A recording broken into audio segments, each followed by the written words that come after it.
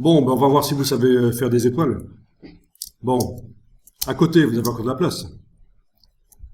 Si vous n'avez pas de place, vous allez voir qu'à un certain moment, on peut agrandir le plan de travail, bien entendu.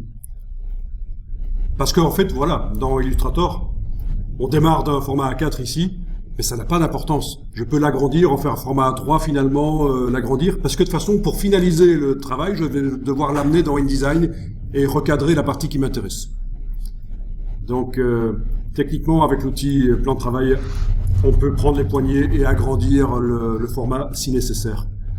Mais dans ce cas-ci, il reste de la place normalement. Alors, vous allez prendre l'outil étoile. Si vous cliquez tout simplement, comme avec tous les outils de création géométrique, là, ça vous demande le rayon intérieur, le rayon extérieur, le nombre de pointes que vous voulez sur votre étoile. J'annule, parce que je vais le faire manuellement.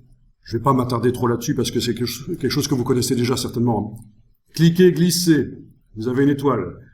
Pendant que vous avez le bouton de la souris enfoncé, avec les flèches sur le clavier, vous pouvez définir le nombre de pointes. Et c'est là que vous obtenez un triangle si vous voulez.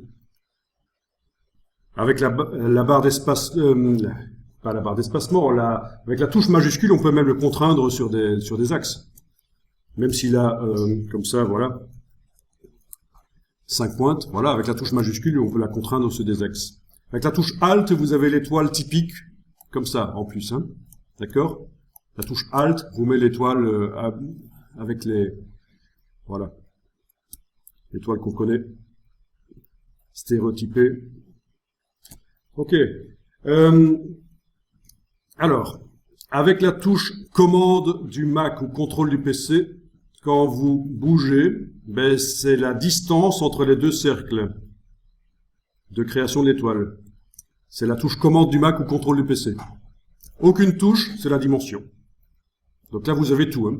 Le nombre de pointes avec les flèches haut et bas sur le clavier.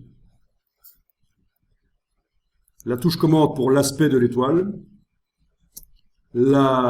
Aucune touche, et bouger la souris pour la dimension. Et la touche majuscule pour la contraindre sur des axes. On lâche le bouton et voilà, l'étoile arrive. Parfait. Vous savez que j'ai rencontré des gens qui connaissent Illustrator qui ne savaient pas que cet outil-là servait à faire des étoiles autrement qu'avec 5 pointes, ou que ceci servait à faire des polygones autrement qu'avec 6 côtés. Donc, parfois je me dis, même les bases, ça vaut la peine de les rappeler.